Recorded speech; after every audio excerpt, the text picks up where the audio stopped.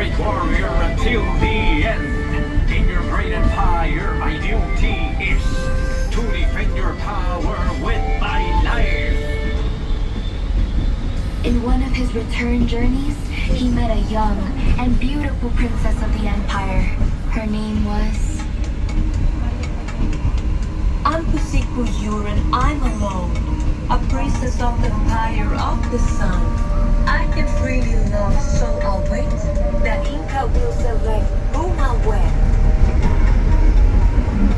She was to marry a noble man of her father's choosing, and her father was the great Inca Pachacutec. But destiny wanted her to meet Ollanta. The road brought me a beautiful flower. Candid she makes me feel inspired. With my strength, I'll conquer her beauty. Tender girl, she turns on my fire.